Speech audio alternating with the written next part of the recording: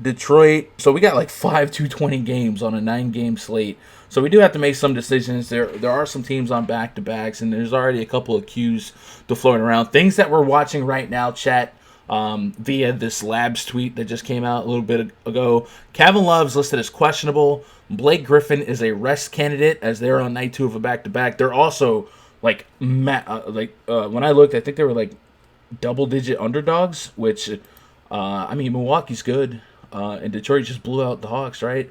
Should Milwaukee be minus 12.5 right now? Or is that Vegas kind of suspicious of Blake Griffin's status? So keep an eye on that. Tony Snell is a game-time decision. Damian Lillard's probable. Malcolm Brogdon, doubtful. Ricky Rubio, doubtful. That game's happening before the slate, so we don't need to care about that. Josh Okogie, questionable, also not.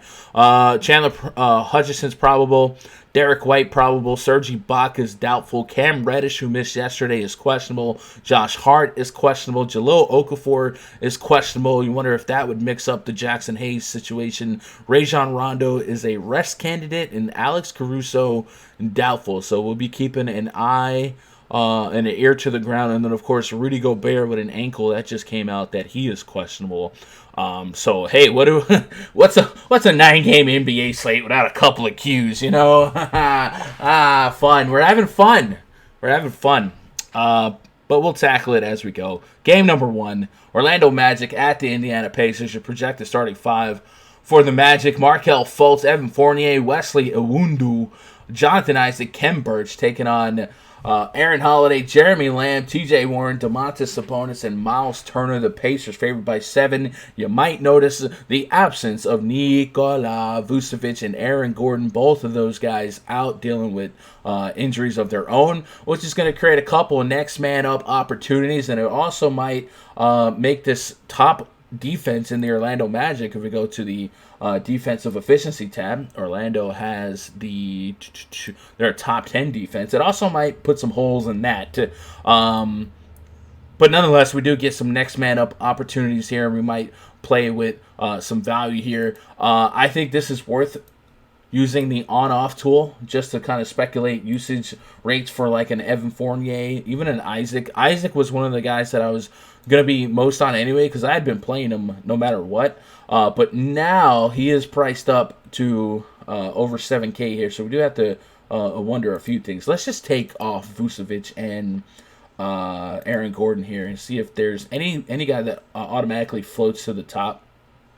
Let me get Aaron Gordon. I'm surprised Al-Farouq Aminu isn't in the projected starting lineup, but we'll see. And Aaron Gordon. So what we do is we're going to take off Vucevic, Aaron Gordon. We're just going to run it as is and not even mess with guys on the court. These are 2 high-minute, 2 decent usage guys that were taken off. Of course, a lot of defensive peripherals coming off, and the usage rates fluctuate. Markelle Fultz in 48 minutes has a 27% usage rate. DJ Augustin's 25, Terrence Ross 25, Fournier just under 24. So Markelle Fultz is 4,600 on DraftKings. I don't know that we necessarily paint a picture for him to get much more minutes here, but the usage bump is intriguing against this Pacers team. Now, the Pacers are dealing with injuries of their own, but last 3 games for Fultz, 25 to 26 minutes. He's been around a point per minute. If we increase that usage just a little bit, maybe he kind of gets there for us. I don't have the warm and fuzzies just based on the minutes. And then Evan Fournier, I do kind of trust him a little bit more as a scorer. He's 6,400. I need mid-30s to 40. If we can get there, he's got you mid-30s to 40 in the last 3 games. Even in a tough matchup against Toronto, the 2 previous matchups, Washington and San Antonio, are much more welcoming matchups. So maybe there's no comfortable clicks here. But do we mess around with Jonathan Isaac and Kem Birch here? Isaac is a guy I've been playing in and of himself, and I've been getting really decent ownership on him. So I'm talking single-digit ownerships. And one of the reasons I like Isaac is because of his propensity to get defensive peripherals. The blocks are insane with this guy. 3, 1, 2, 4, 6. Like, he absolutely is a block machine, and that's beautiful for sites like FanDuel. But now, do we get an extra eye or two on him because of the absence of Aaron Gordon, because of the absence of Nikola Vucevic? And is 7,500 enough to keep me away? I need the mid-40s. It's a 9-game slate. So maybe the comfort isn't there in clicking him, but I still think there's merit in playing him. All things considered, this game has a total that's about 20 points less than a lot of other games, and the Pacers have a decent weight on their seesaw here, -7. So I definitely think all the Magic are going to be uncomfortable clicks. There's merit in discussing all of them or considering all of them, but I don't know that anyone's priced at a point where, yeah, there's no way they miss. The sites had plenty of time to kind of prepare for the absence of Gordon and Vucevic. Vucevic, I think, is going to be gone for a couple weeks. On the Pacers side, we talked about Malcolm Brogdon being doubtful, and then Jeremy Lamb has a chance to play. Let me get the official report on him. Jeremy Lamb, left ankle sprain, said he practiced full on Thursday and plans to play here against the Magic. So he's back, and that could shake things up as we'd seen deep minutes for Aaron Holiday, for Justin Holiday. TJ McConnell's back in the mix too. So do we love targeting Holiday again? Do we take a shot on a sub 6K Lamb, sub 6K TJ Warren, and then Sabonis and Miles Turner are also floating around. Sabonis is at 8,100. Don't feel like you're getting a bargain price on him, and Miles Turner 6K, maybe the most intriguing play for me against the Magic front court that isn't quite the usual front court, right? Turner 30 minutes in his last two games, 25-44. If we get 30 fantasy points, maybe not the end of the world here. Is there anyone in particular here that maybe kind of intrigues your interest? I think Aaron Holiday's 4K on FanDuel is still, like, I can still get there and not feel the worst. But we're talking a 2,600 discrepancy between FanDuel and DraftKings. Where on DraftKings you think about it. On FanDuel, I think I can still click Aaron Holiday and not feel the worst. Anyone piquing your interest? Aaron Holiday at 6'6" is just a no-go for me. Not doing against Orlando, which has been a better defensive team than a Brooklyn matchup where point guards have done well. When it comes to Orlando, Jonathan Isaac 7'5". It's a price tag. I mean, he did well against Toronto. No Vooch, no Aaron Gordon. So I mean, I kind of expect Isaac to take. We take 20 shots here. 20 him shots. Fournier. I want to say 18 to 20. I mean, that's a lot of shots to replace. It is. A lot of shots to replace. Remember, Fultz is the guy that's leading in usage here. But yeah, maybe 15 becomes 18 for Isaac. 15, 18. I mean, at 7'5", like you say, he's going to fill up the stats sheet, get you points, rebounds, assists, steals, blocks. Give me some Jonathan Isaac at 7'5", I'll take it. Evan Fournier, I think, is a guy at 6'4". I mean, he might be the leading scorer. He'll probably be the leading scorer on this team. I mean, if this game stays close, he can have 30 real-life points here. So at 6'4", give me some Evan Fournier.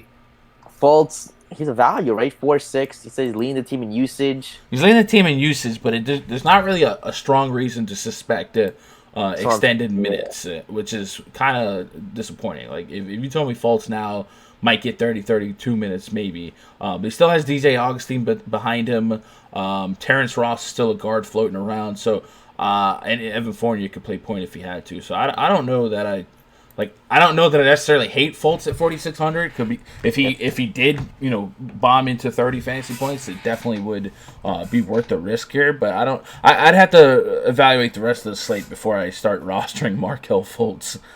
I hear you. What about Kim Birch? I mean, is he going to play 30 minutes? I have him down for 23. I think it's logistical to project him or Mo Bamba, for extended minutes here. If we look at, actually, I have their depth chart over here. This might be more accurate than. I feel like he has to play. I mean, I feel like Kemba is going to play some 4 and 5. Maybe they bring down 5 to 4. They still have Aminu, who we have actually seen start at the 4 for them.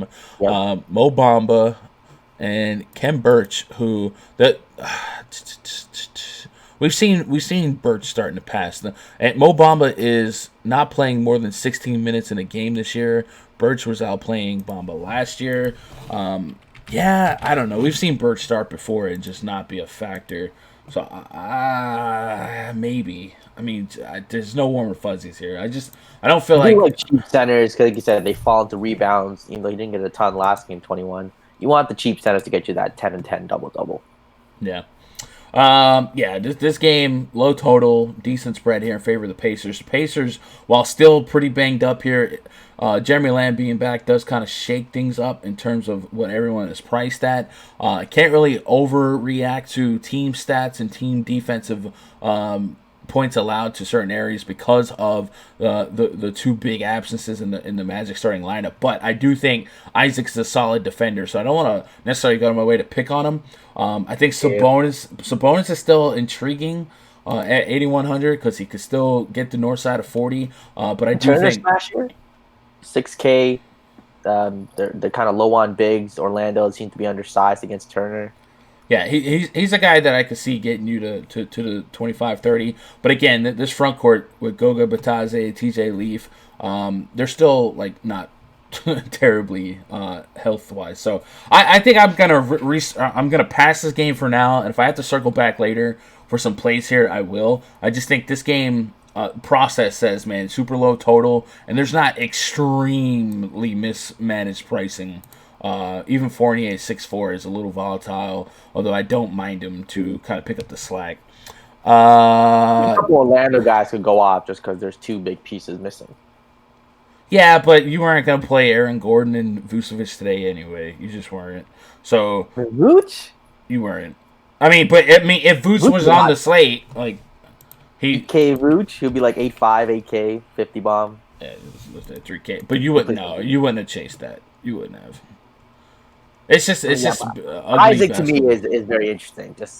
Yes, but I want to see what his ownerships are projected at, because 75 leaves room for failure. Massive disappointment. Yeah, massive disappointment. He could have a 20. He probably has like a 25-point floor here. Yeah, and with high block guys are also risky for fouls, and a high usage guy like Sabonis, could. So basically, what I'm saying is, if he was projected at like 30% own or something, I might be the low man there, but if he was like just single digit or whatever, I might take a shot. It's just kind of leverage the field right now because ownerships have been so ridiculous.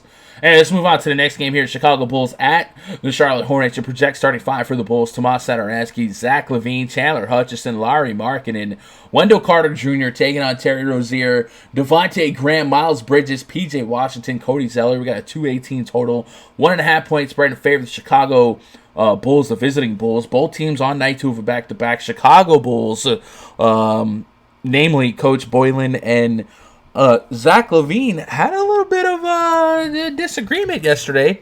Boylan benched LaVine late in the game, said that he made 3 bad mistakes on defense. Zach LaVine was pretty public with reporters after the game that he disagrees. So it definitely seems like we got bad blood. Now we got problems, which is frustrating because 6,600 Zach LaVine against the Charlotte Hornets. I'm going to be an investor in that. It's just really annoying if that kind of falls through because there's a little feud between player and coach here. Charlotte Hornets, when Charlotte Hornet games are on the slate, I'm targeting that game a lot. This has just been a team that, although I love Devontae Graham, I love rooting for the underdog team here. No defense. They're not great on defense. It's not great. But Charlotte, if we go to the Charlotte Hornets, or if we go to the team DVP tab, Charlotte is giving up a lot of everything, namely the most fantasy points on the slate to opposing centers, top 5 against power forwards in terms of fantasy points allowed, top half again, giving up fantasy points to small forwards. So this is a really good matchup for just about everyone. For what it's worth, they have been better, above average in fantasy points against guards, but I don't think that's. I think that might be more circumstantial. Like, I'm not going to let that get me away from an opportunity to play Zach LaVine. If I did find myself with a large chunk of Zach LaVine, I might try and hedge that with like a Kobe White. And just see what happens. With Chandler Hutchison back in the mix here, I think Shaq Harrison has earned himself the minutes. I'm worried about the front court here. I love Wendell Carter just based on the DVP matchup. And Wendell Carter, by the way, 200 more than Miles Turner. And I think that that alone kind of makes me less on Turner and more on Wendell Carter here. Last night, Carter, 26, 33, 28 minutes his last 3 games. Daniel Gafford's kind of becoming a thing, but with that said, Miami was just not a good matchup. He had 4 fouls in that matchup. I think this is one of the more optimal matchups for a Wendell Carter, but I am worried about how deep this Bulls rotation just might be going forward. 15, 20 minutes the last couple games for Daniel Gafford. He has been a guy that in 2 games has shown a propensity to be point per minute. So no warm and fuzzies there, but I would play Wendell Carter on DraftKings in this matchup. And then Lauri Markkanen, 6,400. He's another guy that I just think is priced down low enough in this particular matchup that I could take a shot on. Markkanen in his last couple games, 4, 6 3-point shot attempts. The Charlotte Hornets just don't know how to defend the 3-ball right now, and that's another plus for Kobe White. A 36.4% success from downtown from 3. I don't know if you guys watched what Davis Bertans did yesterday, but if Bertans doesn't go nuclear from behind the arc in the first half, the Hornets might be up 20 at half. It was nuts what they were able to do. So good spot for the 3-ball shooters here. A good spot for Levine. I think I'm going to stick to my little process here, and that's just target Hornets games. But the Bulls are kind of like annoyingly deep, I guess is what I'm looking for. But give me Levine, give me Markkanen, give me Carter, and then give me some lesser shares, but still shares of Kobe White. Sato, maybe. And then Gafford at 36 or 38. I think because of the matchup where the Hornets allow amongst the most fantasy points per game to opposing bigs, because of the matchup, Gafford could be a super sneaky maybe 8x shot, you know what I'm saying? So I'd have a shot at playing him. Yo, Ricky, appreciate the bits here, guys. Anyone seen Gundacker's merch? Oh, the merch is so fire. Bang. The merch is so fire. Looking at the live chat, PJ Harlem says, "How about Harrison on FanDuel?" So you got to remember that Chandler Hutchison's back now, and Shaq Harrison was drawing the start in Hutchison's absence. Now, if I'm a coach and I see what Shaq Harrison was doing, I'm not necessarily quick to pull that from him. But now we're looking at 23 minutes of, maybe even 20 minutes with Hutchison in the rotation. I think 26 against Detroit. This was super ceiling game. 11 rebounds seems a little bit on the fake side. This matchup, though, anything, all bets are off. But at 5,300 on DraftKings, I'm not that excited. And then you're asking for FanDuel at 4,400. If I had to get there, maybe. But I don't love that Hutchison's back in the mix there, and they're really deep right now. There's a lot of guys who are at the table to get minutes today for the Bulls.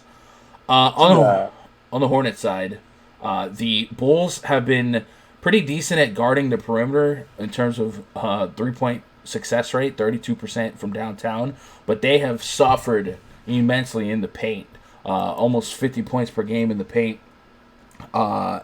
There's not a lot of guys that I would love to target from this front court. The minutes for Cody Zeller, Bismack Biyombo, Marvin Williams, P.J. Washington, they're all just there getting minutes and kind of preventing somebody else from having that high explosion game. So I don't think I target the Hornets front court, but in mass entry, I would have Miles Bridges, I would have Devontae Graham. I still think I'm curious with Nicholas Batum. It seems like they're looking at Batum to be a pivotal part of games. He closed the first half, he closed the game, and he had 28 minutes, which I believe is his season high. So not that we've seen Nick Batum start all last year and just not be a thing, but the minutes are starting to creep up to where he's in play for me because he's getting peripherals while he's on the court. If he took a couple more shots here, some of these 5-7s can turn into 30 fantasy points. Maybe this isn't the matchup particularly for me to try and extract the ceiling out of him, especially on a back-to-back. He's one of their older players. But I'm keeping an eye on Batum going forward. And other than that, just give me my Graham. I got to have Devontae Graham. What are you doing with this game? This game looks like it's the Lauri Markkanen, Zach LaVine, Devontae Graham show. I think pairing up. I mean, Lauri Markkanen and Zach LaVine are so cheap together. Last game against Miami, tough defensive matchup. This is much easier. They're kept at those very cheap prices. I think both those guys have 40, 50-point upside, and at their prices, 6.6 and 6K, and sorry, 6.4. There's plenty of upside there. Going to have a ton of both. And on the Charlotte side, give me some Devontae Graham. I mean, this was his breaking game, right? He had a pretty big game against Chicago. Put the world on notice. So 7-1, and this another 45-point fantasy point game here. Yeah, I mean, those three guys will be in a ton of lineups. And if you watch yesterday, Miles Bridges was finally being Miles. Now I'm not gonna say finally being Miles Bridges, but he had a career high in scoring, 31 real points. This is 25 plus fantasy points in 3 games straight. I'm fine going back to the well on him. I will say the Washington Wizards are going to bring out the best in everyone from a fantasy point perspective. Maybe we taper down. Last game against Chicago, 23. But if the range of outcomes for me is a floor of 25 and a ceiling of 40, he's going to be in the pool. And it's just a matter of where we move the meter on ownership there. Looking at the live chat, how about... Oh, we already got Harrison. Atlanta, tough matchup. Yeah. All right, let's move on to the next game. LaVine Doghouse. Yeah, LaVine being not on the same page with Boylan. And even last year, there was some mutiny going on, and I think there was like a low-key player walkout on Boylan. They had like a player-only meeting, but the ownership giving Boylan the extension, and Bobby Portis and Jabari Parker's not there anymore. So I definitely think like LaVine's either setting himself up to be traded, or they're gonna make a decision, or have to make a decision, one or the other. And it seems like they're gonna lean with Boylan and anything else. And if you guys saw that interview, Zach LaVine doesn't look like he want to be a Chicago Bull. So we'll see how inspired he plays going forward. But just matchup-wise, metric-wise, our algorithm doesn't consider player feelings. We just got to play the matchup. Think he'll be more motivated? Maybe prove with Coach Ron type of deal? I don't know. I don't know. Should have never let Parker go. Yeah, I mean, I'm not a coach, right? But give me Markkanen as a 3. Dude, if you had LaVine as your... Even if LaVine's still a shooting guard, but Chris Dunn, LaVine, push Markkanen to the 3, have Jabari at the 4, Wendell Carter at the 5. That's not some scrub squad, man. I don't know. And Bobby Portis at the 5, too. Like, a 5 that can shoot threes. I don't know. Yeah, there are some names on the team. I mean, a lot of them were scorers, though, like defensively. Yeah. Those definitely stick out. Yeah, I don't know. Raptors at the Hawks. Next game on the docket.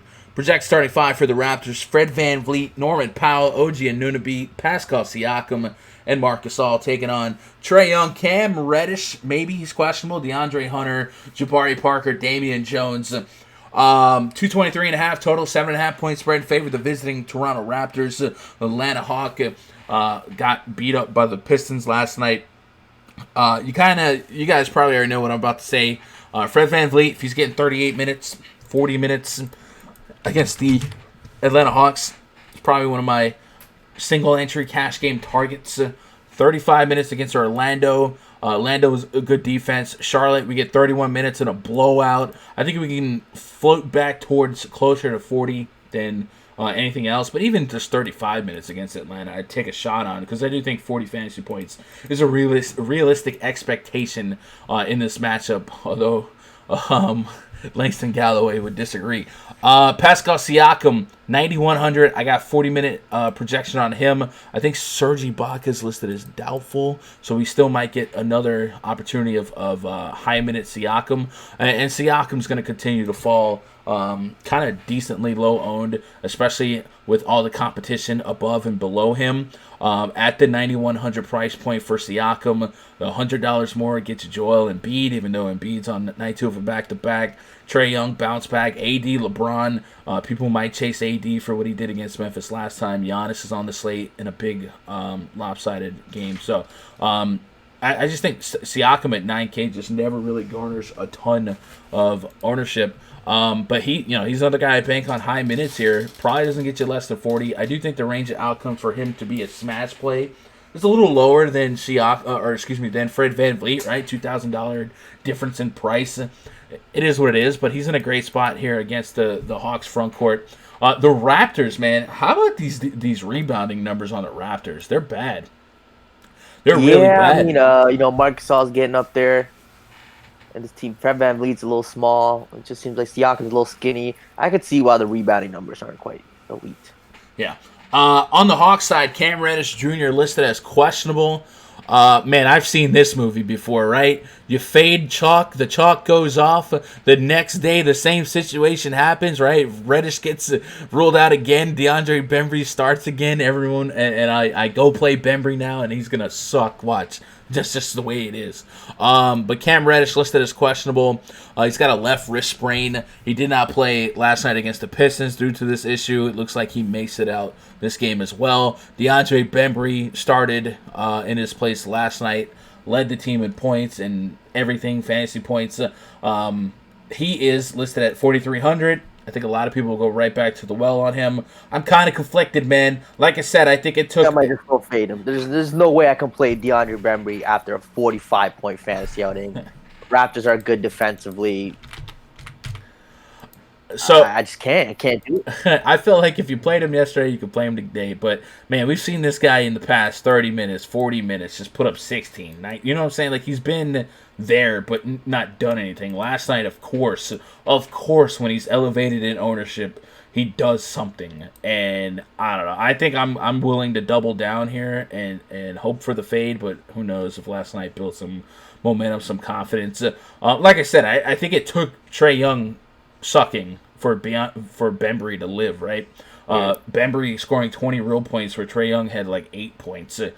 So maybe if you want to play some Trae Young tonight, you play him, you fade Bembry, and if you want to play some Bembry, you play him in lines where you're without Trae Young. Also, Trae Young, man, he's quiet, right? This is a guy who last couple games just been lurking, 28, 45. Probably dips into the single-digit ownerships. He's under 10K, has 60-plus point potential. The Toronto Raptors, good defense here, but we've seen Trae Young just like crap on good defenses. So I don't mind the tournament shot on Trae Young. If I was running 100 lineups, I don't have to have that much Trae Young to feel like I'm at or above the field, because I do think he could be single-digit ownerships today as well. And then Jabari Parker, I'm gonna tell you what, man. If these rebound numbers for the Raptors, they're not getting offensive rebounds. They're giving away almost a 26% offensive rebound rate. That's putbacks galore. They're not rebounding defensively. They're giving up a 80+% defense. Like this. Parker is not an elite rebounder, though. But still, the numbers are there. You give Parker an opportunity to get a couple extras. And think about the thought process there. Last night, Jabari Parker was a trendy play and kind of let the field down, man. It's the hot stove, right? You go back to Bembry, you fade Parker. Tonight, I don't know, man. Maybe Parker kind of flips it around on us. He still was 25 last night. You give him 5 to 9 more minutes. I mean, a blowout, does he get closer to 30 if it's not a blowout? I'll play some Parker and stick it to the field. The numbers are there. So I have a couple shots there. I mean, numbers are there, but I mean, is this the Trae Young spot where he just goes for 65 after letting the world down? For a tough matchup. Yeah. I like it. And yeah, it seemed like it could be a Trae Young spot. Just could be. I mean, 20% would be a lot of him. Maybe just 10%er today. But definitely going to have some Trae Young in a rebound spot. Siakam, again, it's going to play 40 minutes. 35, 38, 40 minutes. He can get you 50 here at 9-1. Is he going to be one of your core studs of the day? I don't know. I got to be completely transparent, chat. I'm chilling here, right? I don't know if my old lady... That Gus definitely got a little burger going on. I don't know if I don't have, I guess I don't have the on-air switch live, right? You know what I'm saying? My old lady didn't know. It's Saturday. She probably didn't know I was streaming. She just walked in with a plate of brisket, potato salad, and the mac and cheese. The real good mac and cheese. You know what I'm saying? Yeah, that real good. Yeah, so now this is just staring me in the face while I'm live on the air. hear you, man. I hear you. Hey, man, I'm gonna hold it down. You do your thing. You can grub on. You can do quick. I'm gonna hold it down. All right, chat. Play some Fred VanVleet today, man. He's 7-3. Again, the minutes, 35, 38 minutes. He hasn't touched a huge upside game in a while. He has 150. Oh, he has 250-point games in his past 10. At 7-3, you want that 50-point upside, but he's going to get you a floor of 35, 38 points, upside of 50. Play Fred VanVleet, play Siakam. These other kind of peripheral Toronto guys, if you want to take a shot on a guy like OG, a guy like Norman Powell. Norman Powell's 5'2". You don't want that. But OG Anunoby, 5'3". Yes, his floor is 15. He has a 1-point game in there, 12. But he can get you a 35, 40 against Atlanta. He should get steals for days. He should get rebounds for days. Couple blocks. Play some OG Anunoby. So on the Raptors, Fred VanVleet, Siakam, OG. And on Atlanta, guns to Jabari Parker. I don't think he's an elite rebounder at 6'3". There's going to be another guy at that price I like more. Trae Young spot redemption is definitely. Bruh, this is so good. It's just so good. Oh my god, it's the good craft cheese shells. You know what I'm saying? Yeah. That other stuff. No, this is the Velveeta. It's so good. It's so good. With Damian Jones. Damian Jones, he got 25, 20, 26, 23. You talking about Raptors struggling rebounding? This could be a double spot at 4K. I didn't wake up today to play Damian Jones, but like the matchup makes sense. Yeah, the rebounding numbers. Oh, wrong one. If he's gonna get those 25 minutes, double at 4K, I'm with it. I can't do it. Not gonna be able to do it. Can't stop, won't stop. Yo, what up, St. Case? So downtown Toronto shopping. Oh, we got more Canadians in the cut. Hello. With my chick listening with one headphone in my ear. Yeah, I appreciate y'all. You guys make me part of your day wherever you're at. That's always humbling, man. I used to get messages that people be grinding at the job, washing dishes in the back of the house of a restaurant, steakhouse, listening to me in the gym. I don't know how you could be in the gym listening to me. Like, I wouldn't get me pumped. On the road with the kids, man. I appreciate that. You guys are awesome for showing some love. So hopefully you get the good deals. You know what I'm saying? The Black Friday next week, though. You guys save your money for next Friday and go fight 800 people for some toasters. Let's move on to the next game. San Antonio Spurs at the New York Knicks. Your project starting five for the Knicks. Patty Mills, Bryn Forbes, DeMar DeRozan, LaMarcus Aldridge, and Jakob Poeltl. Taking on Frank Ntilikina, R.J. Barrett, Marcus Morris, Julius Randle, Taj Gibson. We got a 217 total, a 2-point spread in favor of the San Antonio Spurs, man. Things are looking bad for the Spurs. DeJounte Murray, night two of a back-to-back, going to rest this one. This defense for the Spurs, it's just not what's up. The literal entire starting five of the Sixers last night pretty much hit value outside of like Embiid, who wasn't like a terrible play. Am I going to run to stack Knicks? Probably not, but oof. Couple guys at these prices. Couple of guys. Randle, 6'8". Yeah, so Randall's intriguing to me. Marcus Morris, I wish he was still 6K on DraftKings. All season long, I've been playing Marcus Morris at 6K, but DraftKings was like, no, not today, sucker. You're not doing this today. But FanDuel's like, we got you, fam. Marcus Morris, 53 against Philly in 40 minutes. This guy's been getting a lot of minutes. Last game against San Antonio, he played 39 minutes, 39 fantasy points. So I'm willing to have a share or two on DraftKings, but I do think on FanDuel he's an even more viable play. RJ Barrett is almost 8K on FanDuel. That's wild. A 2K discrepancy between the two sites here. I think the Knicks have amongst the largest discrepancies between sites in terms of pricing. But the Knicks are in a great spot, all things considered. We could talk about the Spurs without DeJounte Murray. I think Patty Mills got priced up 5,200, so if he had an elite game, it's probably 30 fantasy points. It's kind of what you need there. Bryn Forbes, same thing. Off the bench here, there's really no one that screams as a fantastic value. The New York Knicks have been good at defending points in the paint, just 43 points in the paint allowed all season. Or not all season, Jesus. That would have been nuts. 43 points in the paint per game all season. Wow. This brisket's good. I don't know if I mentioned that.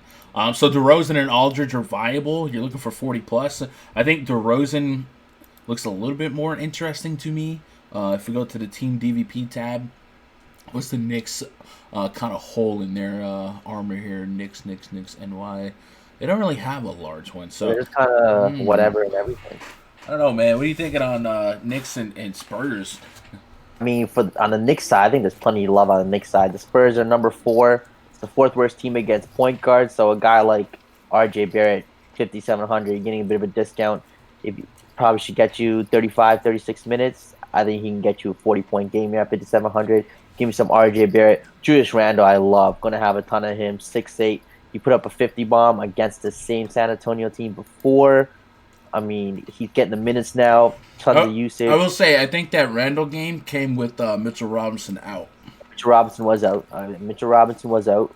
But, I mean, I think he played 35 minutes. He played 36 minutes last game against Philly. I still like Randall. I'm just saying. Yeah. So, I mean, give me some Randall. Marcus Morris's price, like you said, $7K. If he was $6K, we would have loved him. I mean, he's close to averaging the most minutes on this team. This guy's getting above 32, 34, 35 minutes every single game, taking the shot. So give Marcus Morris, Julius Randle, RJ Barrett, all three of those guys have a 20% usage. Yeah, it's pretty even. All three of those guys. So I mean all three of those guys. San Antonio is one of those teams like Washington and New Orleans where you can just kind of stack players against. Give me some Randle, give me some Morris, and give me some RJ Barrett. San Antonio side, no DeJounte Murray. Do you want to play Bryn Forbes at 5,500 against New York? No, they're not that. They're kind of mediocre defensively. They're hovering between. Ntilikina's elite though. He's an elite defender now. Ntilikina definitely an elite defender, but it just seems like they're hovering, mid tier in every position. They're not really getting destroyed by any one position. Right. They're not really elite against one. They're just kind of mediocre. So if you want to target these guys, it has to be a price play. LaMarcus Aldridge 7-2. Could he get there for you? He seems to be getting you 30s these days with a couple 50 bombs here and there. Do I get to LaMarcus today? Probably not. I might be fading the Spurs today. I kind of like RJ Barrett on DraftKings more than Randall, obviously. Sub 6K, one of the best matchups you could ask for. Can I get over 30? Can I get this 46 game that he got against Chicago? Can I get over 30? I'll start with that. And yeah, I'll take it. I don't think I've played RJ Barrett all year either. But I'll play him today. No, today is definitely a spot to play RJ Barrett. Oh my god, this is so good. Best game on the slate. Oh, let me drink some of this water. Miami Heat at the Philadelphia 76ers. This is so unprofessional. My bad, chat. Protect the starting 5 for the Heat. Kendrick Nunn, Jimmy Butler, Duncan Robinson, Myers Leonard, Bam Adebayo taking on Ben Simmons, Josh Richardson, Tobias Harris, Al Horford, and Joel Embiid. 212.5 total, 4-point spread in favor of the home team 76ers. Both teams on night 2 of a back-to-back. Furkan Korkmaz out, Josh Richardson in, so 2 steps forward, 2 steps back. Jay Rich is under 6K. I don't think I'm so Miami Heat, what they bring to this game is the top defense in the league. They were able to kind of suppress Chicago pretty easily yesterday. This game should be a little bit closer, right? Philadelphia is way more spread out. Depending on your thoughts on this Heat team, if they're if they're hashtag sneaky, this might be a fun game to watch just from a scouting the Eastern Conference playoff scene, because I do think the Heat are really, really good. Jimmy Butler has some good history in Philly in terms of big blow-up games. Never forget that game with the Bulls where he, in his second half, had 40, 50 points, fantasy points. It was nuts. But on the surface, though, it's going to be one of our lower total games. I didn't see any type of suspicion out there on Joel Embiid missing, which, he's one of those names you kind of watch on a back-to-back, even Al Horford. So, chat, if anything pops up, let me know while we're live. But I don't know. I gotta assume everyone's in. Is there anyone priced at a point where you think they just go off in this spot? I think sub AK Ben Simmons is still in line for a shot at 40 plus fantasy points. I don't mind that. Am I getting much more than 40? Maybe. He's got 2 games in a row with 50. Better matchup: San Antonio, New York. But he's doing just enough of everything. Like, it's not like he's definitely not scoring dependent. He's getting the peripherals out there. I'll have some Ben Simmons for sure. Maybe Jay Rich being back kind of hurts Ben, but I don't even know that to be true. Tobias Harris is really cheap still. Al Horford really cheap still. I mean, these guys were pretty trendy plays last night at these similar prices and got there. I expect a lot of people to be willing to go back there. And then Joel Embiid versus Bam Adebayo. Adebayo, a really good defender down there at the 5. If we go to the team DVP chart, the Miami Heat are giving up the 3rd fewest fantasy points to opposing centers. So this is a matchup of the unstoppable force, immovable object, a 30% usage guy like Embiid versus a really strong front court defensively, right? So Embiid wouldn't be a comfortable click, but I think that would make him an even more elite fantasy click. But Miami's biggest weakness here is at the power forward spot. So maybe a nice boost for interest in like Al Horford. 50.5 fantasy points per game for Horford. So I don't mind that. On the Heat side, Jimmy Butler just kind of trends as the only guy I have immediate interest in. Everyone else, Kendrick Nunn, Bam Adebayo, I don't feel like their prices are pushing me any which way. Dragic without Justice Winslow could still give me 25 to 30. But nothing here I feel like I have to have. And I'm willing to pass this game, scout the rest of the slate, and then come back if I have to. But is there a play here that feels like you would, like, on a range of outcomes, is there a single guy in this game you could see breaking the slate at their prospective price point that you'd have to have at the end of the night? Yeah, Miami's just an elite defensive team, so I really don't want to play any Sixers. I mean, yeah, their one weakness is power forward, but Al Horford, again, I think he got there yesterday with the help of Embiid's kind of down game. I expect this game to be low scoring. I mean, it's just 2 elite teams. Like Philly, again, when everyone's healthy, going to be an elite team. I think it's going to be a grinded out kind of game. I could see this game being a 101, 97 type of game. I really don't want anybody on any of these guys, but I mean, if you really had to, like you said, Al Horford, Tobias Harris at 6K, 6'4", they're still a little too cheap. So, I mean, could they get you 30, 35, maybe a 40 like last night? Sure, if one of them gets hot. So if you want to play those guys, don't hate it, but I'm not running to play them.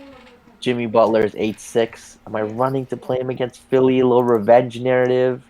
Hey, yesterday Chicago, he's on a little revenge back-to-back games. I'm with it. Give me some Jimmy Butler. Yeah.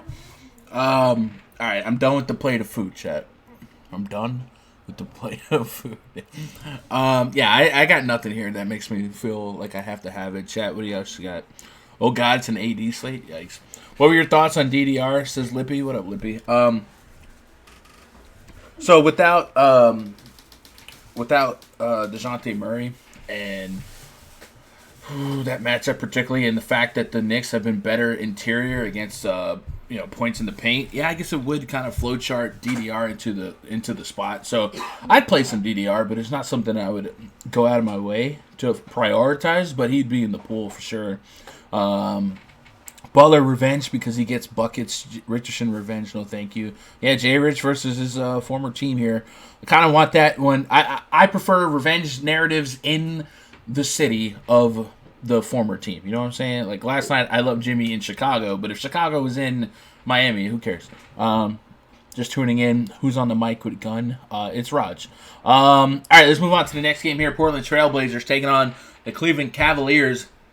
Projected starting 5 for the Blazers: Damian Lillard, C.J. McCollum, Rodney. I am so hood. Carmelo Anthony, Anthony Tolliver taking on Darius Garland, Colin Sexton, Jetty Osman, Kevin Love, Tristan Thompson. 225 is our total for this one. 4.5 point spread in favor of the visiting Portland Trailblazers. We know that Hassan Whiteside will not play this game, and we think Damian Lillard should play this game, but we don't know that to be factual words.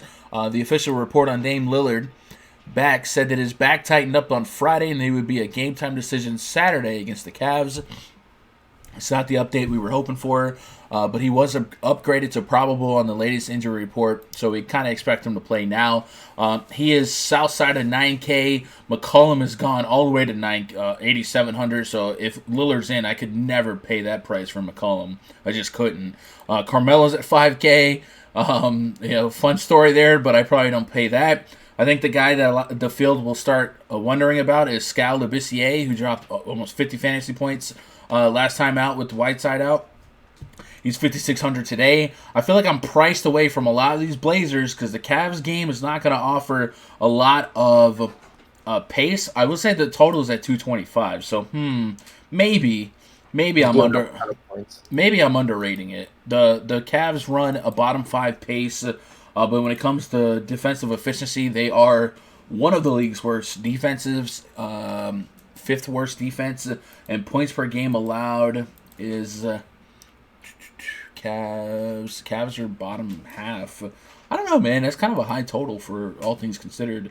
Yeah, all these prices on the Blazers are going to be super, super awkward. I think Lillard's the guy. If he's healthy and he's going to get his full allotment of minutes, we know he can get 50 fantasy points. I think the real curiosity for me is on the Cavaliers team. I think there's a couple guys that are priced pretty low. I'm gonna throw a couple weird names at you. By the way, Kevin Love question was just because of what? Because it's a back to back. Let me get the notes on K Love.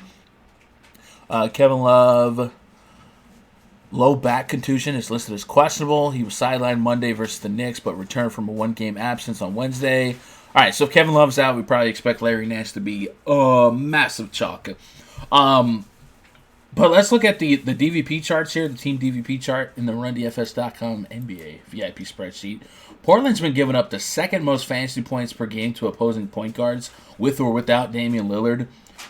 How crazy is Darius Garland at 3,900? You don't need a whole lot. Can we get the north side of 20 fantasy points? Got you 30 last night. You keep on scrolling. You got you 30 against Washington. Got you 24 against the Knicks, right? It's an extremely volatile play. But the matchups there, the range of outcomes are at least there. And in the games that he's not getting you where he needs to go, he's still taking near double-digit shot attempts. I could see some Garland in my not-so-distant future, man. Where are you at on this game? I mean, I think the first thing that kind of pops up is Kevin Love's questionable. I think he's closer to being ruled out because he got questionable, midday. Yeah. Plays in a downward trend. So, Larry Nance, 5,000 against a Portland team that's giving it up to power forwards and centers. And these guys are bottom 5 in that in the league. So, Larry Nance, when you give him the minutes, he seems to do well. So, give me some Larry Nance here at that price that I think he can do well. Do you go back to Tristan Thompson? 6,100? Yeah. Against this front court. This Blazers front court is against really Cal and against Carmelo Anthony. Probably, is he playing the 4? Carmelo Anthony playing the 4 possibly. Yeah. Nasir Little. Yeah, their front court's not super. Tristan Thompson and Larry Nance should absolutely feast in this matchup. And like you said, Darius Garland, if he's going to take 15 shots at 3-9, again, it's a bit of a guard carousel here with Sexton, Garland, Brandon Knight gets 5-6 minutes here or there.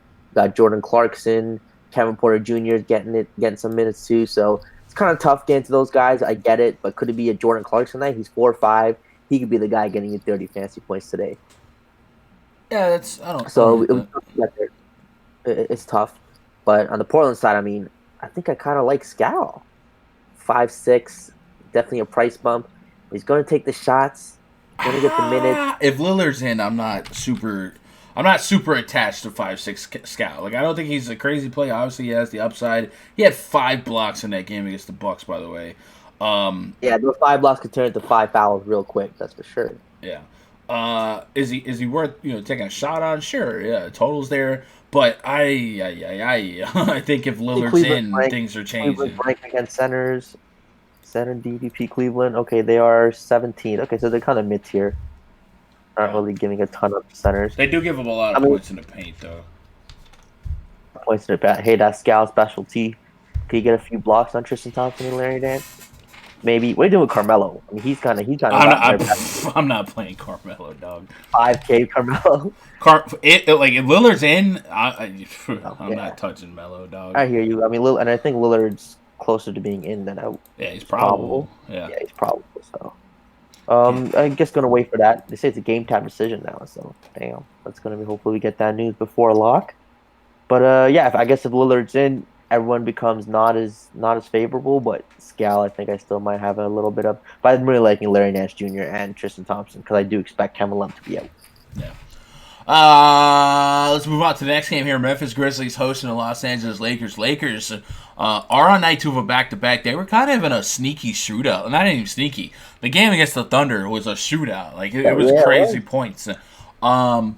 Project starting 5 for the Lakers today: LeBron James, Danny Green, Kentavious Caldwell-Pope, Anthony Davis, JaVale McGee taking on Ja Morant, Dylan Brooks, Jay Crowder, Jaren Jackson Jr., Jonas Valanciunas. Last night, game was a little bit chippy against the Thunder. Rajon Rondo got ejected, had a little bit of Draymond action with the groin area of Dennis Schroeder. But both LeBron and AD said that they would play this game. Caruso, I think, was doubtful, and then we're wondering if Rondo's going to play the second leg of a back-to-back. I think a lot of people... Huh? Rondo's out? Is he? Are you telling me or asking me? I was asking. I said I thought he was questionable because it's a back-to-back. Okay, yeah. He ejected, blah, blah, blah. Yeah, I don't know. I saw that he could be a rest candidate. So a lot of people remember Anthony Davis' game against the Grizzlies last time out. He went absolute bananas from a fantasy point perspective. He had 73.5 fantasy points. We have to remember, guys, that the bulk, I don't want to say the bulk, but he had 26 free throws in that game against the Memphis Grizzlies, dog. That's a little insane. He's normally hitting the line 10 or less times. Now, Jaren Jackson Jr., he'll send you to the line, all right? That's what I'm saying. This is the matchup where he's going to get hacked. I'm not anti that. And last night was one of the rare times that we saw... First of all, that we saw a team drop 127 on the Lakers. That I don't think that's been done all year. Secondly, both LeBron and AD were great, were good plays. Like, if you played them both, you took 120 points essentially away. They both 100 and 115. So they coexisted quite well last night. Is that going to be the norm? I don't know, but I also don't. I don't not know. So I'm cool with chasing some AD here. I think at 10K there's still a method and a path to 60-plus fantasy points. But I would just say if you guys are chasing the last game, be super cognitive of the outlier that was 26 free throw attempts. That's not normal. With that said, at 10K he's 100% in the pool and super valuable. LeBron James, 11.1. Where's your comfort level on LeBron here versus, not really versus anyone, but LeBron, if he gets you 60 today, I mean, we'll never say no to 60, but like, how much of a lock is LeBron for you if he's just floating somewhere between 50 and 60? I think I like AD more in this matchup. I mean, this is the Memphis team that just clearly can't handle him. I mean, we've seen him before. They're the third worst against centers. I mean, AD's power forward / center. I think he's going to do a lot of his center work. So, I mean, this is the AD spot over LeBron, I think. And this is definitely an AD game. So, LeBron's ownership, I don't expect to be too high. He's 11-1. He's not 10K anymore. I think it's kind of tough to get to him today. I think I like a lot of these 6, 7K guys that we went over. So, I mean, if you want to pair LeBron with AD, sure. But I think I like AD solo today with his upside against these bigs that they just can't play defense. They can't guard him. Clark, Jackson Jr., Valanciunas, they just can't do it. He's in a different league. So give me some AD. Do I fade LeBron? I mean, I don't think you should fade LeBron. Nah, he's going to be a 20 center. How many lines? What's the spread? 6.5? I'm going to say, how many lines do you play before you get to LeBron? And in 20 entries, I'd probably play him in 10%. Yeah. Giannis is on the slate, too. Yep, We got to remember, Giannis is in a really lopsided spread. And, I don't know, I feel like LeBron's been... I don't know, man. Okay, 11. It just seems like the AD spot. Again. Yeah, no, it does. It's an up-pace matchup. We know Memphis will push the pace a little bit. Memphis really bad on defense. I'm kind of surprised that the spread is what it is, if we're being honest. just because of how great the Lakers defense has been on the season. I know last night was wild, but this is super suspicious to me. That is just 6.5 point spread, but both LeBron and AD said that they are playing this game. So any Grizzlies here? Like if this is a 6.5 point spread on a 220, we're giving the Grizzlies 115 points. No, I'm not playing any Grizzlies here. This team is getting healthy. I think, yeah, they have a lot of healthy bodies now. I mean, their power forward center rotation has 4 or 5 guys in it now. Kyle Anderson's even playing 20 minutes a game, so not going to touch that. John Moran, is he getting past 30-minute clip yet? He played 35 last game. I mean, it's against Golden State, though. But if he can play 30, 35 minutes, even against the elite Lakers defense, I'm going to take John Moran at 6,700, plays 35 minutes. But if you want to fade the whole Memphis team, I don't hate it. Yeah. Quan says, literally trying to sleep rest up for the game this evening, and there's a full-out concert outside our hotel since 10. Yikes. Saturdays, man. LeBron in 80s minutes? No, I'm not. Not it, and especially not if we protect Kuzma on a back-to-back or we protect Rondo on a back-to-back. I'll put Rondo in the pool. But if some came out that Rondo were to be limited, and I don't think he will be, but if some came out, one or the other, on Kuzma versus Rondo, both of them kind of present an intriguing case, especially Rondo in kind of a pace-up matchup, just because he could be a point-per-minute guy. He does a little bit of everything. So I don't mind cherry-picking from either Kuzma or Rondo in tournaments. LBJ out partying with them? Yeah, maybe. Gun, who's your favorite center in FanDuel for single-entry tournaments? I didn't have one. I didn't have a pre-fired center yet, but what I can do is go look at the FanDuel projections and look for the highest center. It looks like we've got Rudy Gobert, who's questionable, Joel Embiid, Andre Drummond's in a 15-point spread, Miles Turner's down here. I don't know, man. It's kind of rough. I don't hate Wendell Carter. 7,300's kind of tough to love there. Center kind of sucks today on FanDuel.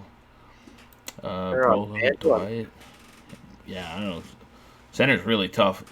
If I really wanted to stack some of the studs, like a Giannis, a LeBron, a AD, something like that, I tell you, what I would probably do, I don't say probably, but one of the things I would consider doing is playing Daniel Gafford and just hoping that this match, he's a power forward. Damian Jones, Gun. Damian Jones. I can't do Damian, but man, yeah, that's rough. I'm gonna have some Gafford in tournaments, but yeah, if he was a center on FanDuel, I would have gave him a shot. Dang, that's wild. I like Thompson on FanDuel. Yeah, Thompson makes it, especially if Love were to be ruled out. I don't mind him at all. Next matchup on the board here: Milwaukee Bucks hosting the Detroit Pistons. Project starting 5 for the Pistons: Langston Galloway, Luke Kennard, Bruce Brown Jr., Blake Griffin, Andre the Giant Drummond taking on Eric Bledsoe, Wesley Matthews, Dante DiVincenzo, Giannis Antetokounmpo, and Brook Lopez. We got a 228.5 total. A 12-point spread in favor of the Milwaukee Bucks. So pretty deep spread here. And I've seen murmurs of Blake Griffin being a rest candidate, being that this is night 2 of a back-to-back. Looking at the report on him, I got nothing official, so it's just like speculation at this point. We do know Reggie Jackson's going to keep being out. It's also a back-to-back for a guy like Derrick Rose. So couple of cues, not via the team, but kind of via outsider speculation. But also, I mean, this is a pretty deep spread here to maybe even support the idea that Griffin would be out. If Griffin was to miss this game, Drummond has been really consistent. One of us on this stream doubted Drummond yesterday. That was not twitch.tv/Gundagger99. It was someone else who got... I was still on him, but yeah, it wasn't the most comfortable. You get the freest 50 on the board. He goes down $200 overnight, 50 and a quarter.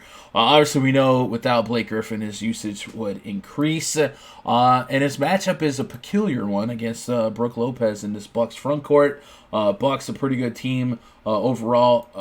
Absolutely elite at defending points in the paint. I mean, that's actually crazy what they're allowing or not. I mean, isn't that number accurate? They just gave up 50 to Scal. But Scal had 5 blocks. Drummond could get just as many blocks. Scal also hit 2 threes. So 22 of his points. Outside. Yeah, this is not like he had a million points. The number here is 38.8. What do you mean? Is that number accurate? It's season stats. What the freak? I'm just saying, like, I don't want to say accurate when I say, is it, I mean, after you saw what Scal did, is that number going to make you not play Drummond? Scal didn't do anything crazy. He shot some threes. He had 5 blocks. It's not like he scored a bunch of points in the paint. I mean, maybe he did, but they still, the number is true. Less than 40 points a game in the paint. So that really makes things tough on Drummond here.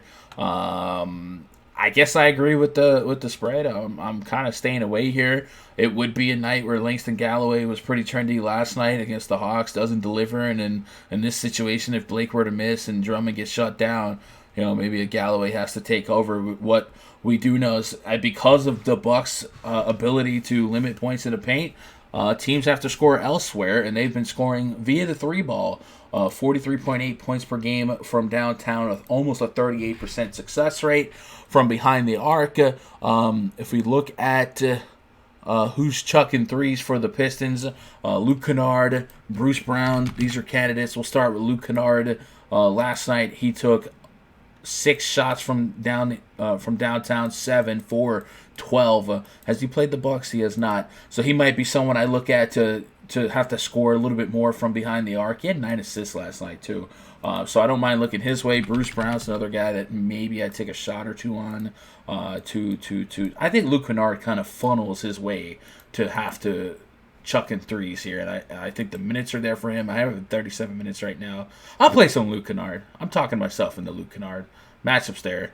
And if Blake Griffin's in, he chucks threes too, man.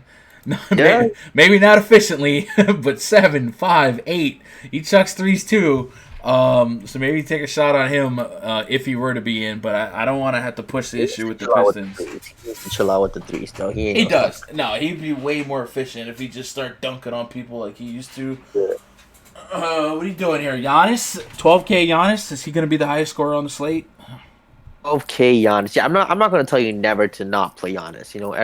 Every slate he has 70, 80 point upside like we saw in that last game. I mean, the guy's. I think he's good for a triple-double here, for sure. It just depends on how big that triple-double is. But 12K, it's going to take a ton of salary. I mean, if you play Giannis, I might have to play. Again, I'm going to mention my boy, Damian Lee. Damian Jones. You're going to have to play some Damian Jones. I honestly don't know why you keep going back to Damian Jones, man. The rebounds, it just seems like a spot at 4K where he can get you 30 fantasy points. So it does, but he hasn't done that though. Like, give me a range of outcomes. I don't know. I don't see. There's there's just no elite value. And I said, if you want to play Giannis Antetokounmpo at 12K, you're gonna need some value. So I think he's gonna be tough to get to. If you have no Giannis in 10 lineups, I get it, just because of the price point. But in 20 and 50, you probably need some. All right. I do like wings against the Pistons right now. The Pistons have just not been guarding anything well. A lot of points per game. To be honest, I don't even care about defense. It's just, is he going to get there for you at his price? What? Me going up against the Clippers, I don't care about the numbers. You still play Giannis. So if I'm playing Giannis, I need 2 things. One, I probably straight up need him to be the highest scorer on the slate, but I definitely need him to be a better player than LeBron James at $800, $900 less. Better than AD. Yeah. It's 80, 54, 55. He hasn't played the Pistons. No. If AD gets you 65 and Giannis gets you 70, Giannis probably still fails because it's only a 5-point difference on a 2K difference price tag. Yeah. No, I'm with the math there. Chad, what are you guys thinking on this one? Anything? JG says, does it make sense to run a point guard and center together for tournaments? You mean on the same team? Yeah, good correlation play.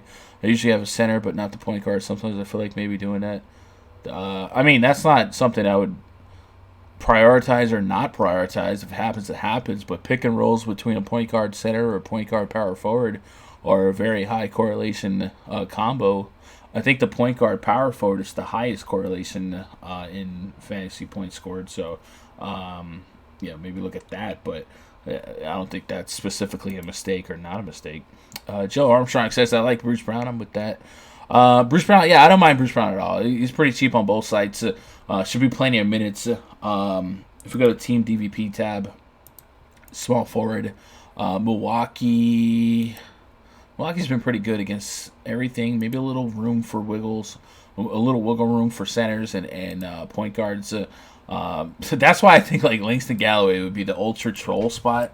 Galloway was pretty chalky last night in 35 projected minutes against the Hawks. He only ended up playing 27 in a blowout. But prior to that, 40, 38. So if he's going to get 35 minutes here against Milwaukee, I think I could go back to him just based on hashtag DFS, where he was good one night, or bad one night, good the next. Same, kind of like the reverse thought process on DeAndre Bembry. DVP's like BVP. No, BVP in baseball is like stat muse. So like this would be your BVP, which would be Andre Drummond, DKP by game log versus Bucks last 10 games. BVP is batter versus pitcher. So last couple games for Drummond against the Bucks, 37, 43, 45, 32, 50. And you might even worry about Drummond on a back-to-back or something like that. That would be more like BVP. DVP is just how many points per game on average. Hey, appreciate that follow, Payne Dynasty. DVP is literally defense versus position and how many fantasy points on average they're allowing to that position per game. It's pretty simple. It's definitely not like there's flaws in every stat that we use for fantasy, but it's a good way to kind of see a funnel of where we should be attacking teams with opposing players. But usage and minutes and all that stuff does trump DVP for me in tiebreakers. Gotcha. Thanks. All right, Galloway, the ultimate Peggy Sue spot, definitely. Could be like I said, the reverse DeAndre Bembry. Utah Jazz hosting the New Orleans Pelicans. Next game on the docket. Pelicans fresh leg the Jazz. Night 2 of a back-to-back. 221.5 star total for this game. 7.5 point spread.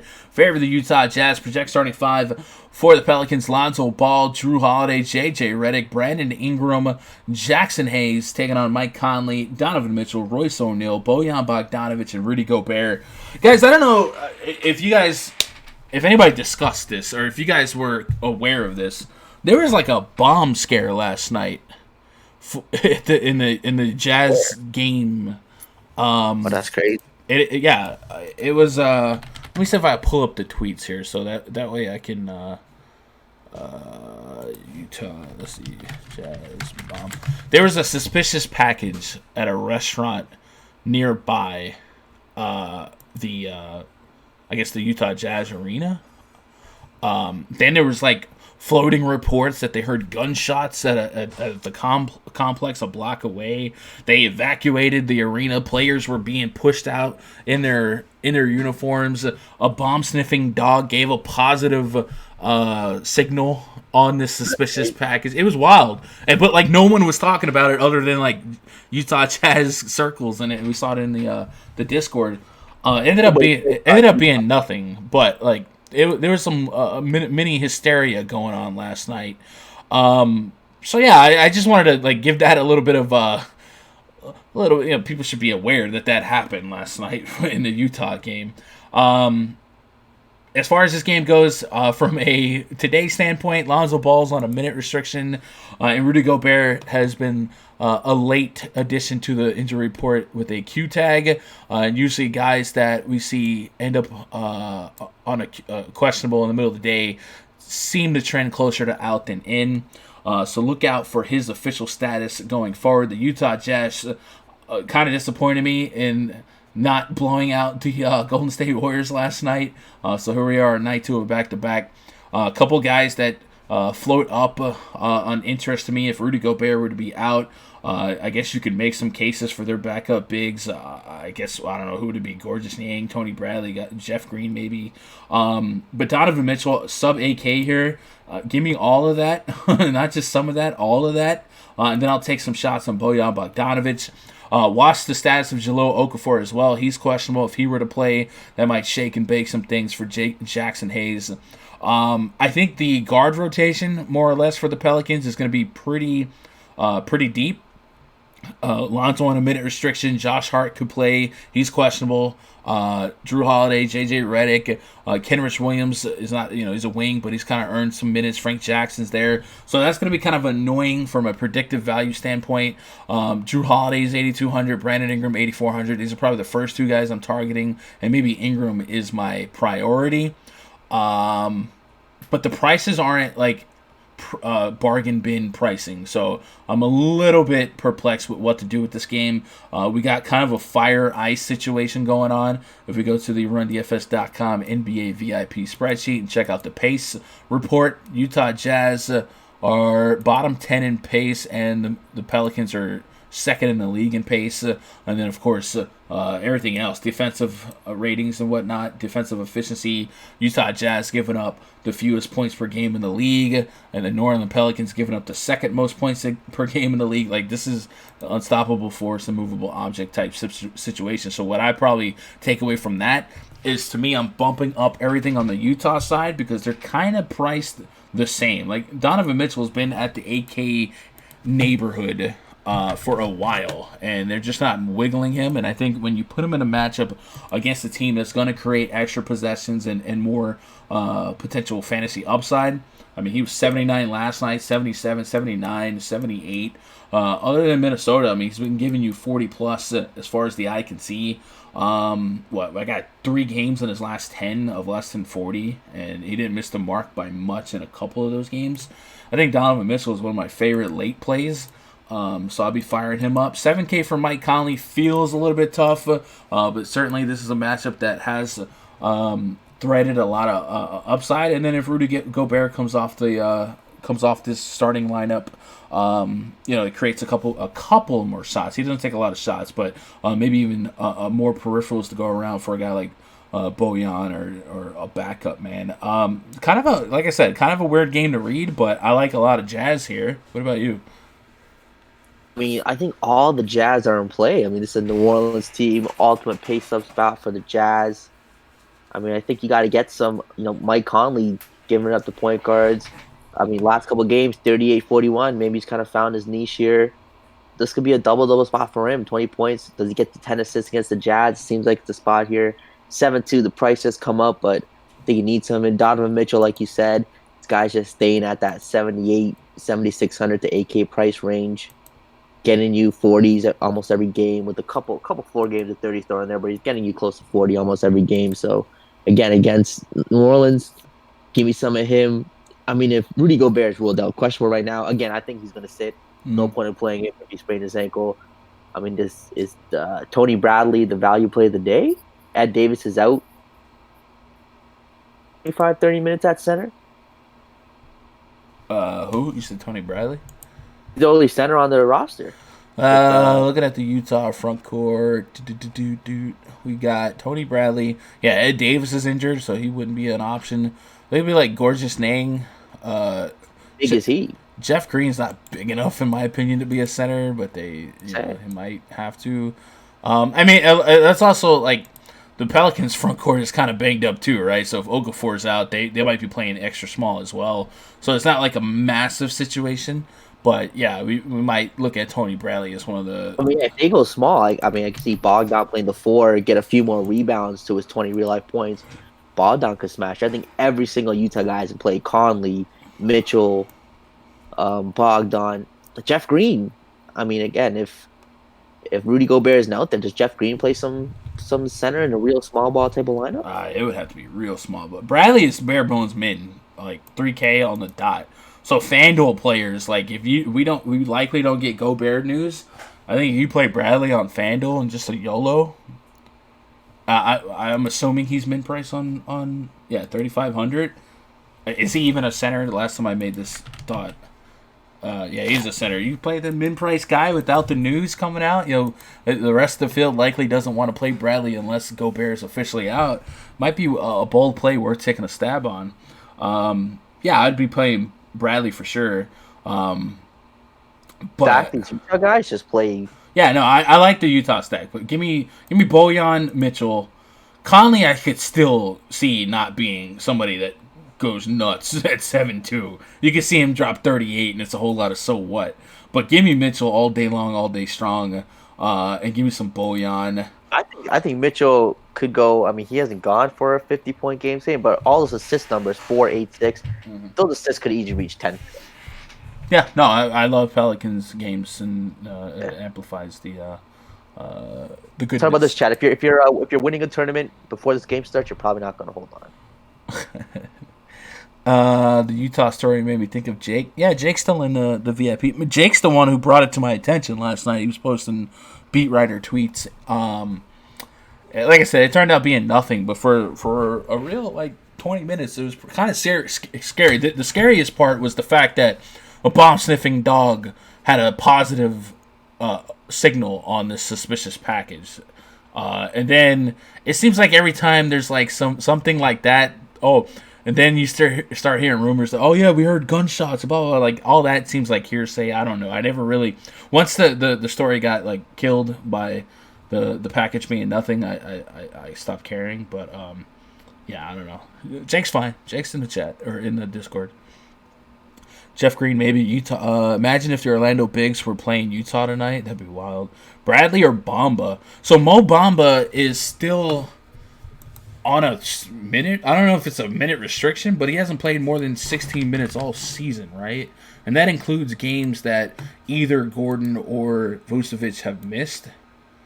So that has me worried. At least, if I was gonna take a gamble here on Gobert being out, I do think there's reason to believe that Tony Bradley without Ed Davis could see. I don't say the 30 bomb, right? But 25 minutes seems reasonable. I mean, Gobert's a lot of minutes. So if I had to pre-flop gamble on those two on FanDuel, where you're locked in at 7, I think I'm taking a shot on Tony Bradley, dog. I don't know. If there's no Gobert news by lock, I'm taking a shot on Tony Bradley and hoping that's some edge to be had, because he could legit 10x at 3,500. Yeah.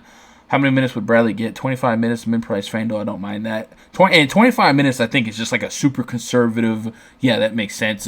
But honestly, let me pull up the depth chart that I'm looking at. Unless they call somebody up that I don't know about, be Gorgeous Ning, Jarrell Brantley, Tony Bradley. These are names that I have floating around.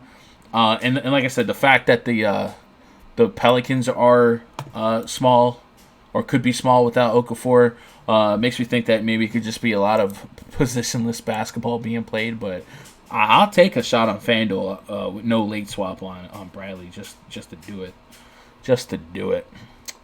What if there is news before lock? Well, then you just have to adjust accordingly. I think if Gobert was out before lock, you would know. I think if Gobert's in before lock, you don't have to necessarily take that chance, obviously. And you start playing with whatever other options are available to you. But usually when a guy hits a Q tag at midday, I start preparing my night as if they're going to be out, especially considering it's night 2 of a back-to-back and so on and so forth. I think him and Kevin Love are both going to sit. So much cheap chalk, it's crazy. Is there confirmed cheap chalk? If Love's out, everyone's priced up chalk. Backups seem to be priced out. Yeah, priced up. Gun, you playing the new COD? I didn't get it yet. I've believe it or not, I've kind of fell. I won't say fell back in love, but I've been playing a lot more MLB The Show lately. Just hanging out with the boys, and I think that's because I've been not playing Fortnite. But yeah, I don't know that cheap chalk is there yet. I think it can be, but I don't think it's there yet. I think if Kevin Love gets rolled out and then Gobert, obviously things are really, really shaken to its core. And then if Blake Griffin was rolled out, I don't think that's opening up a whole lot, because Markieff Morris started earlier this season and was never really just a consistent slate breaker option. He was pretty cheap as a starter, so there's a couple of question marks there. Yeah. Couple of whatever. Thoughts on West? Yeah, chat. If you guys got any questions, comments, concerns, throw them in chat now. That's all that. I didn't realize that was the last game. Right after. Yeah, I will be in the RunDFS.com NBA VIP voice chat at What is it, 5 p.m. Eastern, 4 p.m. Central. I'll be there chilling till lock, hanging out. It's kind of a Saturday. A lot of people watching some college football still, just chilling out, maxing, relaxing, all cool. But if you guys want to be part of that, go to rundfs.com, get yourself a VIP week pass. You get NFL coverage tomorrow, and I think I will cover some NBA tomorrow. I think. Let me look at what the schedule is. I won't do a stream, so I don't want to okie dokie guys there. But for VIP coverage, I usually take Sundays off, but I kind of took Thursday off because it was just a 2-game yucky slate, even though I also put up a player pool. Tomorrow is... Yikes, tomorrow's disgusting. 4-game slate that locks at 5. So that's 6 Eastern. So it's an earlier... Alright, tomorrow's kind of trash, but I'll probably still have some coverage for it on a VIP standpoint. Pelicans are on a back-to-back. Knicks are on a back-to-back. All right. Who do you prefer between Drummond and Embiid?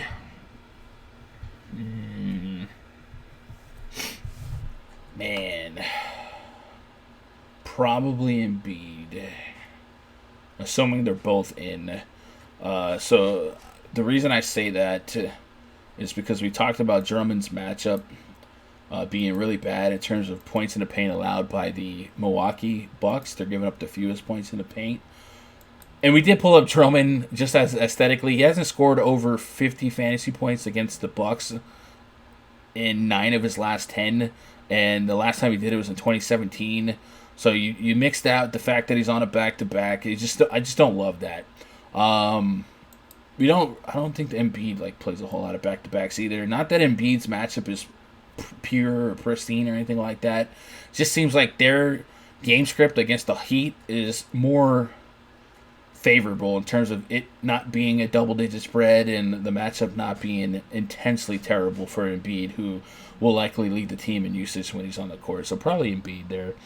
What game would you target if you're stacking? If I'm stacking, I'm probably going to look at the Bulls and Hornets game as a cheap table setter.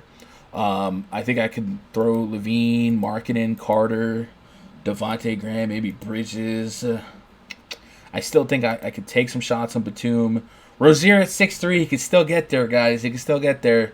So those are three or six guys that I could throw in a front end stack, and then if I really want to start reaching and start hedging some plays, I think Daniel Gafford is really cheap on both sides because of this matchup being so beneficial to opposing bigs. The Charlotte Hornets are giving up the most fantasy points per game to opposing centers and top 5 on the slate against power forwards. I still think there's a range of outcomes where Gafford could break 20 fantasy points and be a fine stocking stuffer off the bench. And even Thad Young, if you weren't too spooked on the back-to-back thing. Any of those plays in a game are priority. In this game, priority. I'm going to say priority. I don't know about priority. Maybe if I could trust Wendell Carter for 30 minutes, this is the nut matchup. His minutes have been down the last couple games because of guys like Gafford. He's like the same price as Lauri Markkanen now. We'll just play Lauri Markkanen. No, Markkanen's floor is way lower than Wendell Carter if they have the same minutes. Markkanen has woken up lately, though. And like I said, the Hornets could not guard the 3 right now. But I like last night, Markkanen had 18.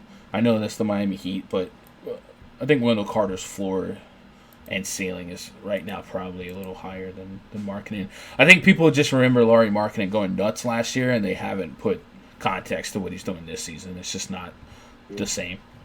Gafford Garland line. Yeah, Darius Garland's interesting to me as well. Thoughts on DW? Who's DW? Raj. Derek White. All the Spurs are just priced where they're not smash plays. I still think 25, 30, 35 fantasy points is a solid floor, median, and ceiling range of outcome. So 4,200 for Derek White. Yeah, okay, I'll take a shot on that. 25-minute projection from there. Pull up his game log here, just kind of see what we're dealing with. He's got a Q tag on him. Team probable. He's fine. 28. You take some shots at 28. Knicks, like I said, Knicks haven't been the worst team at giving up fantasy points to any position, but without DeJounte Murray, you can see a path to near 30 minutes, and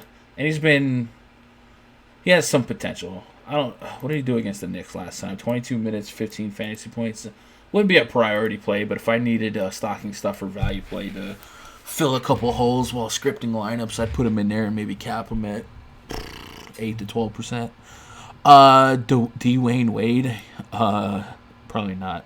Raj, pick one for tournaments. Jones, Mamba, or Bradley? I'm going Bradley. I think Rudy Gobert sits 25 minutes against the Pelicans. Not matchup.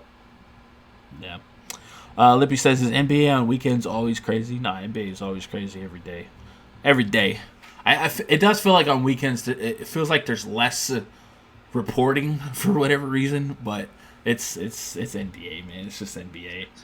I guess that's it, man. I'm going to get ready to get up in the RunDFS.com NBA VIP voice chat. So if you guys want to be part of that, please go to RunDFS.com and get yourself a week pass. Get signed up, man. We'd love to have you. Love to talk to you.